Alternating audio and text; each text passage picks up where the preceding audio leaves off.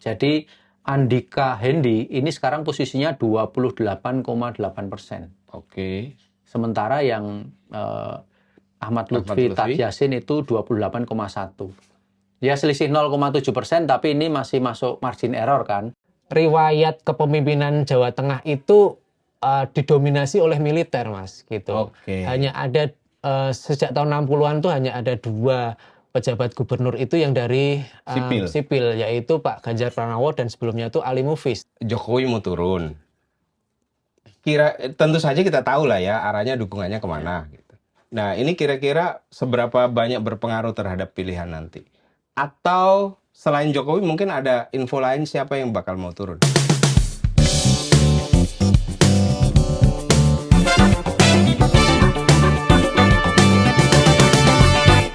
Sahabat Kompas, ketemu lagi di podcast Di Balik Berita Harian Kompas. Kali ini kita akan ngomongin pilkada karena rame ya di beberapa daerah dan kebetulan Kompas sudah melakukan survei teropong Jawa Tengah. Nah, kita menghadirkan nih yang sudah mensurvei Mas Toto Suryaning Tias, peneliti senior di Litbang Kompas. Sudah berapa tahun, Mas? 300 tahun 300 tahun. 30 tahun 30 tahun itu kan dijajah Belanda aja. Dan juga hadir Mas Gregorius Magnus Vinesto. Ini dulu kepala biro di Jawa Tengah, lama juga wartawan di Jawa Tengah, jadi punya banyak data tentang Jawa Tengah yang sifatnya data-data empiris. Nah, kita akan ngobrolin tuh. Yang pertama ke Mas Toto dulu nih, Mas Toto. Ini survei teropong Jawa Tengah ini hasilnya bagaimana? Baik, ini penelitian yang terbaru karena survei teropong sebelumnya itu kita lakukan bulan Juni tahun ini ya. Jadi Juni lalu kita sudah lakukan, waktu itu belum berpasangan tapi. Nah, ini yang terbaru dilakukan pengambilan datanya tanggal 15 sampai 20 Oktober. Oh, masih baru banget ya? Ya, masih baru dan ini sensitif ya soal tanggal karena kadang-kadang tanggal yang sama atau tanggal yang berbeda itu hasilnya bisa berbeda lalu bisa jadi dispute. Jadi tanggal ini tanggal pengambilan data lalu jumlah responden itu penting. Jadi aspek metodologi itu penting untuk penjelasan sebuah survei. Itu penting. Dan hasilnya seperti apa, Mas? Nah, ini yang cukup mengejutkan. Ketika kita ambil pengambilan data di survei terakhir ini, ternyata pasangan Andika dan Hendi itu bisa menyamai elektabilitas dari pasangan Ahmad Lutfi dan Tad Yassin. Jadi Andika Hendi ini sekarang posisinya 28,8%. Oke. Sementara yang Ahmad Lutfi Tad Yassin itu 28,1%. Ya selisih 0,7%, tapi ini masih masuk margin error kan. Karena ini kan sampel responden kita sekitar 1.000 ya, bukan sekitar 1.000. Sampling errornya sekitar 3,5%. Jadi kalau dimasukkan ke dalam sampling error itu ya selisih 0,7 itu masih sama.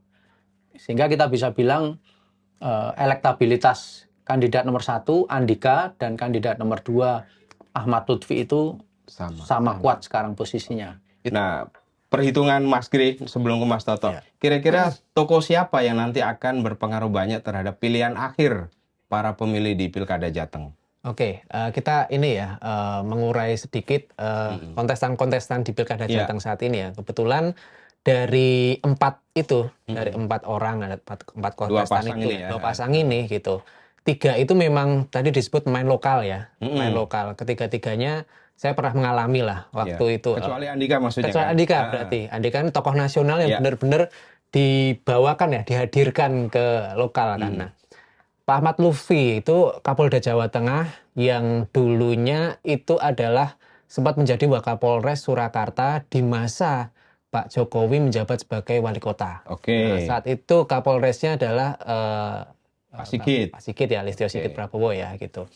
Kemudian karirnya itu benar-benar moncer, benar-benar melesat ketika kemudian Pak Jokowi seiring meroketnya juga Pak Jokowi menjadi Gubernur DKI kemudian jadi presiden gitu. Sampai akhirnya menjadi Kapolda Jawa Tengah yang notabene sebenarnya Pak Ahmad Lutfi ini bukan lulusan Akpol gitu. Ini juga catatan menarik ya. Catatan menarik ini. Jadi memang dianggap sosok yang punya prestasi cemerlang gitu, meskipun dia bukan lulusan Akpol gitu. Tentu saja sebagai Kapolda Jawa Tengah dia punya posisi tawar ya yang sangat tinggi. Waktu zaman saya pun gitu, isu-isu atau kabar-kabar bahwa Pak Ahmad Lutfi itu akan diajukan menjadi gubernur itu tahun 2022 kalau nggak salah, itu sudah santer. 2021, 2022 itu kabar itu udah sangat santer. Balihonya udah ada belum, Mas? Sudah ada. Itu sebagai orangnya Jokowi gitu maksudnya? Berarti 3 tahun yang lalu. Iya, 3 tahun sekitar 2-3 tahun yang lalu itu sudah sangat santer. Ya. Dan Pak Ahmad Lutfi juga sangat kencang juga untuk menjalin komunikasi lah, baik itu dengan insan media, baik itu dengan ormas dan yang lain-lain itu. Saat itu yang notabene itu sebenarnya cukup ekspansif ya. Tidak sebagai Kapolda juga saat itu, tapi istilahnya bukan ekspansif kali ya. Tapi menang ya. Tapi itu yang dilakukan, artinya ya memang sudah merencanakan juga. Lebih kultural ini pendekatannya, lebih kultural. Sudah direncanakan. Nah, kemudian ke Pak Taj Yassin dulu. Taj Yassin ini juga punya posisi yang cukup ini karena dia putra dari Kiai Haji Maimun Zubair ya. Salah satu ulama terkemuka di Rembang gitu. Dia juga sangat dihormati gitu di wilayah Rembang, Pantura itu. Ketua Dewan Syariah P3. Jadi nama Pak Maimun itu tuh di Jawa Tengah itu sangat dihormati, sangat kental banget. Apalagi NU-nya juga gede Jawa Tengah ya. Iya. Nah, artinya Pak Taj Yassin ini yang dulunya itu adalah DPR di Jawa Tengah ya. Dulu itu anggota DPR di Jawa Tengah, orangnya juga masih muda. Biasanya nggak ada yang hitam. Iya. Bagus. Sejauh ini enggak ya. Sejauh ini enggak gitu. Cukup dekat juga dengan teman-teman wartawan gitu. Itu memang punya, meskipun tidak mentereng-mentereng banget prestasinya ya Mas Baik, tapi setidaknya dia masih tetap bisa merepresentasikan keluarga ayahnya, yaitu keluarga yang santri yang sangat dihormati gitu. Menjaga martabat santri ini ya. Iya, masih sangat dihormati. Nah, kemudian ke pasangan yang lain ya, artinya calon wagubnya yaitu Mas Hendi. Hendrar Pribadi ini kader PDIP, dulunya pengusaha, kemudian menjadi wali kota Kota Semarang ya, wali kota Semarang gitu. Rekam jejaknya di Semarang ya cukup baik, menjadi wali kota. Wakilnya yang sekarang menjadi wali kota itu Mbak Ita ya, Mbak Ita itu. Nah, Mas Hendi ini memang penguasaan wilayahnya memang masih seputar Kota Semarang tapi. Masih seputar Semarang ya. Iya, karena saat menjadi wali kota juga dia tidak terlalu ekspansif untuk ke wilayah-wilayah yang lain gitu, karena mungkin juga terbatas. Kemudian setelah menjadi wali kota kan kemudian diangkat menjadi ini ya, salah satu kepala badan ya di provinsi. LKPP ya. Di nasional. Oh, nasional. Iya, KPP gitu. Pengadaan barang gitu. Nah, kemudian dijodohkan dengan Pak Andika yang notabene sebenarnya dari survei-survei awal itu kan nggak masuk namanya ke Jawa Tengah. Dia justru masuknya di Pilpres ya Mas ya? Iya, dia di Jawa Tengah sama sekali nggak muncul. Nggak muncul. Dan tadi cuma di nomor 7 ya? Mas Hendinya. Mas Hendinya nomor 7. 2%. Pak Andika ini nggak masuk. Tapi kalau di Pilpres lumayan ya. Ya lumayan. Lumayan untuk sekitar berapa persen lah ya, gitu. 1-2 lah. Iya, 1-2%. Adalah nama beliau. Nah, kemudian ketika diturunkan paket itu ke Jawa Tengah, ternyata cukup direspon gitu. Jadi memang kan kalau bisa dibilang riwayat kepemimpinan Jawa Tengah itu didominasi oleh militer Mas gitu. Hanya ada sejak tahun 60-an tuh hanya ada 2 pejabat gubernur itu yang dari sipil, yaitu Pak Ganjar Pranowo dan sebelumnya itu Ali Mufis, dosen Undip dulu gitu. Nah, ini memang iya bisa dibilang menjadi setidaknya track record lah, riwayat. Bukan berarti yang nanti menang militer lagi, bukan. Tapi bisa dibilang kan mungkin akseptabilitas masyarakat Jawa Tengah terhadap kepemimpinan militer itu ya mungkin cukup tinggi gitulah. Itu bisa jadi militer, bisa juga sipil. Bisa. Tapi bisa juga militer lagi. Kira-kira Mas, Andika ini kalau bisa menang dalam konteks kita ngomongin patron klien tadi atau patronase Mas Toto, siapa tokoh yang kira-kira bisa mendongkrak suara Pak Andika? Dan habis itu siapa yang bisa mendongkrak Pak Lutfi? Ini pertanyaan Mas ini pertanyaan konsultasi, Mas. Iya betul, mahal ini. Mahal deh. Jadi begini, Mas, kalau di survei kami itu sebetulnya hal patronase itu tidak bisa langsung. Karena kalau kita tanya, itu jawaban responden biasanya dia sama-sama tinggi. Ini saya kasih contoh ya. Kita tanyain, apakah kalau calon itu didukung oleh Jokowi, itu dia akan milih? Jawabannya 43%. Yang akan milih? Yang akan milih kalau yang dukung Jokowi. Tapi kalau yang dukung Prabowo, dia juga tinggi juga, 41%. Kan sama nih. Kalau didukung oleh Ganjar, misalnya Ganjar declare nih. Ikut kampanye. Ya, ini angkanya di bawahnya, dia hanya 34%. Tadi 43-41, ini 34. Ya. Kalau yang mendeklar dukungan itu Ibu Mega, itu mohon maaf agak turun lagi, Mas, 26%. Kenapa Anda minta maaf? Ini kita tone-nya agak tambah rendah ini, Mas, 26%.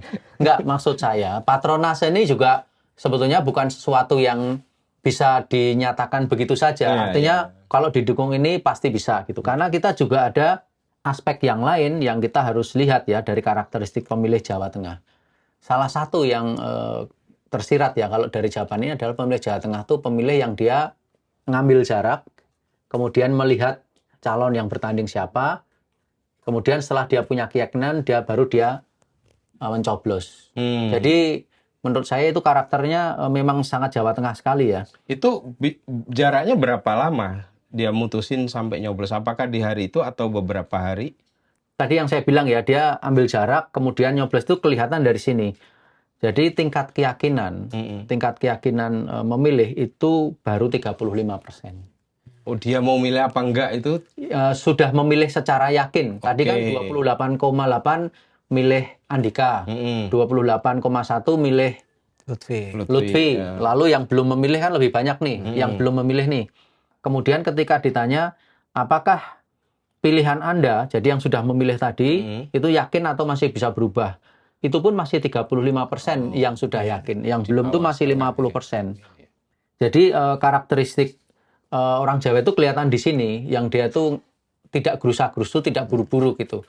Dia ambil waktu, takes time, lalu dia renungkan sendiri, ya kan? Baru dia nanti akan bertindak.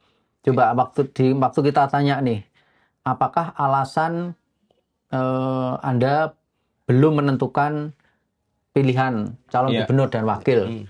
Itu hampir separuh, Mas. Itu bilang nunggu proses kampanye dan debat selesai. Oh, nggak nunggu amplop ya? Nah, ini kan ini banget, Mas. Ini basa-basi banget. Basa-basi ya. Nunggu proses kampanye dan debat selesai. Bisa nunggu amplop, bisa untuk menilai, ya kan? Atau malas mikir. Gitu. Mohon maaf. Yang ketiga itu banyak juga. Jadi 42%, 42,9, hampir separuh lah anggap aja kalau kita pakai margin error. Yang kedua, masih menunggu rekomendasi dari orang yang saya percaya. Ini lumayan nih, 11%. Dari orang yang nah, disitulah patronasenya yang Mas Hilmi tanya tadi, di situ tuh ada sekitar anggap aja 10% lah. Oh, lumayan ya? Ya, 10% tuh yang dia nunggu gitu loh. Gitu. Kemudian yang lain-lainnya kecil sih. 4% tuh belum mengetahui rekam jejak, kemudian belum kenal 3% tuh masih kecil. Tapi yang penting tuh mungkin di sini, Mas. Preferensi publik Jawa Tengah terhadap TNI itu jauh lebih gede dibanding polisi. Nah, ini padahal Andika ngelawan Lutfi, ini kan polisi ngelawan tentara. Iya, dan orang tahu semua. Orang tahu semua. Itu gedenya jomplang banget? Jomplang banget, Mas. Oh, berapa tuh? Jadi dari pertanyaan kita kan dari kedua calon kepala daerah yang berlatar belakang militer dan polisi, manakah cagup yang akan Anda pilih?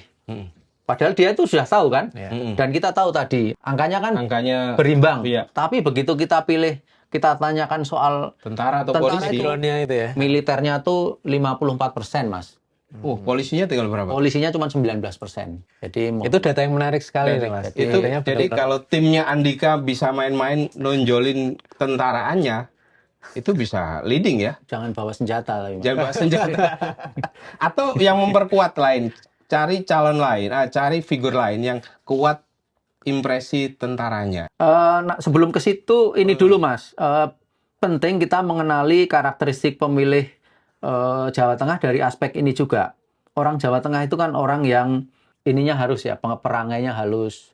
cita rasanya lebih halus dan itu sudah diakui lah di terutama masyarakat Solo kita. ya. Ya, terutama Solo. Karena dia pusat keraton ya. Yang penting di sini nih. Alasan memilih calon gubernur Jawa Tengah menurut responden ya. Itu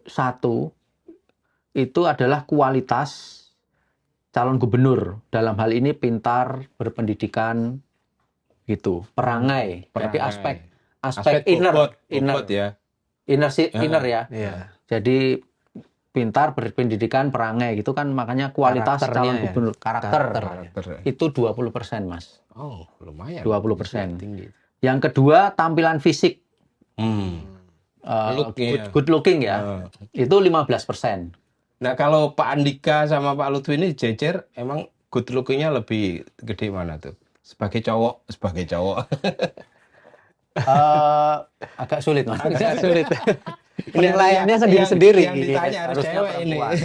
Dan kalau perempuan, kita juga punya hasilnya, Mas. Jadi mayoritas perempuan itu milih Andika, Mas. Oh. Jadi 51% dari perempuan, jadi separuh lebih perempuan itu milih Andika.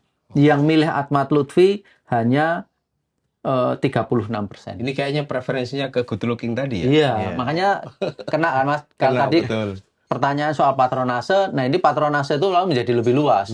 Bukan hanya soal orang yang memberikan preferensi atau endorsement, tetapi juga kesan dari masyarakat terhadap si cagup ini. Ada ininya, ada soal perangainya, ada soal fisiknya, gitu. Sementara kalau laki-laki, dia lebih berimbang. Jadi ke Andika itu hanya 30%, yang ke Ahmad Lutfi 32%. Oh, sangat tipis. Ya, tipis kan. Ini juga kabarnya ini masih perlu diklarifikasi juga. Jokowi mau turun. Tentu saja kita tahu lah ya arahnya dukungannya kemana. Gitu. Nah, ini kira-kira seberapa banyak berpengaruh terhadap pilihan nanti? Atau selain Jokowi mungkin ada info lain siapa yang bakal mau turun? Dan kalau dari survei ini, kalau dari survei ini, yang jelas tadi kan angkanya sudah saya sampaikan ya. Jadi kalau Jokowi turun tuh dia paling tinggi, Mas, 43%. Dampaknya ya, dampak pertimbangan. Soalnya kalau mau ngambil angka efektifnya bagi 2 aja, Mas. 43 bagi 2. Nah, kira-kira dampaknya kira-kira segitu. Itu tapi kan dampak minimal ya? Ya, dampak minimal. Tapi kan gini, apakah dampak itu akan menambah yang 28,1 begitu saja atau dia irisan, itu kan kita nggak tahu. Iya, betul. Jadi apakah itu harus sebenarnya bisa di cross lagi sih, apakah yang meyakini ini itu dia juga pemilih atau belum, tapi belum kami cross. Jadi tadi ya, didukung Jokowi itu paling tinggi 43%, tapi jangan lupa didukung Prabowo juga paling tinggi 41%, kan ini masih kurang lebih imbang gitu. Jadi kalau mau menjawab pertanyaan apakah Jokowi turun itu akan memberi dampak, kalau kita realistis melihat fakta ini, iya. Iya, jadi turunnya Jokowi itu memang bisa mengubah konstelasi. Tetapi kan kita harus ingat, turunnya Jokowi mengubah konstelasi itu kan, jawaban ini itu kan responden mengacu pada turunnya Jokowi di masa lalu. Ketika masih presiden, ketika masih pilpres. Kalau di pilpres itu kan semua yang tingkat keyakinan responden yang akan menuruti apapun yang akan dinyatakan Jokowi itu waktu itu 15%. Dan kita tahu hasilnya 58% kan Pak Prabowo itu. Jadi kalau sekarang kita mau fair, tidak mengabaikan data ini, ya memang ada dampaknya. Tetapi bahwa ketika turun ke lapangan itu memang tidak gratisan. Ada penguatnya. Kalau tidak, saya rasa masyarakat Jawa Tengah yang tadi dibilang pragmatis, dinamis, bukan pragmatis ya, dinamis itu juga pasti akan hitung-hitungan gitu loh. Jadi dapat apa gitu. Saya punya cerita menarik nih, soal patronase, artinya endorsement gitu ya. Jadi ketika waktu itu ya saya masih meliput di wilayah Jawa Tengah gitu tahun 2021 menjelang Pilpres itu ya 2022 2023 saya main ke Solo gitu ya. Saat itu tuh Ganjar udah masuk menjadi capres ya. Ganjar masuk menjadi capres, sedangkan Prabowo juga sudah mengajukan wapresnya Gibran 2023 akhir itu waktu itu. 2023 ya. Akhir itu. Nah, Saya main ke Solo Raya ya, di kota Solo dan Sukoharjo gitu ya, ngobrol sama masyarakat di sana gitu ya. Jadi kelihatan sekali waktu itu ketidaksukaannya atau dalam tanda petik ya, kebenciannya lah. Saat itu kan ke calon yang diajukan PDIP, yaitu notabene Ganjar Pranowo, itu sangat keras waktu itu. Tinggi ya? Sangat tinggi waktu Sentimen itu. apa yang membuat mereka nggak suka?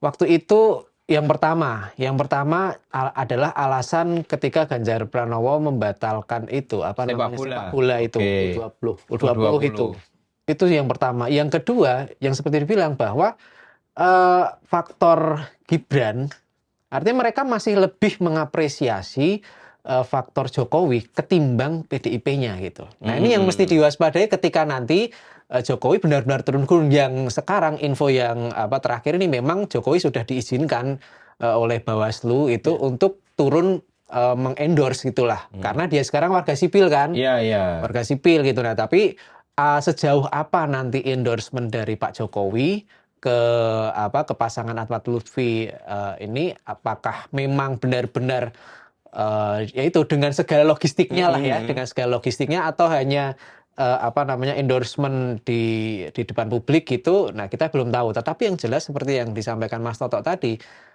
kecil atau besar itu pasti berpengaruh, Mas. Iya. Kecil atau besar itu pasti berpengaruh karena yaitu terutama di Solo Raya itu begitu masyarakatnya mencintai Jokowi itu sangat kuat besar ya, sekali sampai sekarang meskipun sudah nggak jadi presiden. Meskipun sudah tidak menjadi presiden, ini yang mesti karena ini wilayah yang benar-benar tadi dibilang ya kandangnya Banteng lah ya gitu, Solo Raya ini. Apakah di Solo Raya ini akan tergembosi lagi seperti waktu Pilpres? Nah, ini yang menarik kalau benar. Ya artinya konstelasi yang sekarang tadi agak sedikit cenderung ke Andika bisa bergeser lagi gitu. Masih sangat dinamis. Ini memang seru ya karena nilainya masih imbang. Jadi kita akan melihat kejutan-kejutan di akhir. Apakah Jokowi benar-benar turun, Bu Mega yang turun, atau malah nanti Pak Prabowo yang turun, kita akan lihat itu. Dan ini nanti akan ada sesi berikutnya obrolannya kayaknya. Oke, itu sahabat Kompas, itu tadi obrolan menarik tentang Pilkada Jawa Tengah. Kita akan lihat hasilnya nanti seperti apa, dan manuver-manuver terakhir menjelang pemilihan juga akan seperti apa. Sampai ketemu lagi di balik berita harian Kompas berikutnya. Tetap menonton dan tetap ikut berpartisipasi dalam pemilu, terutama untuk warga Jawa Tengah. Dah.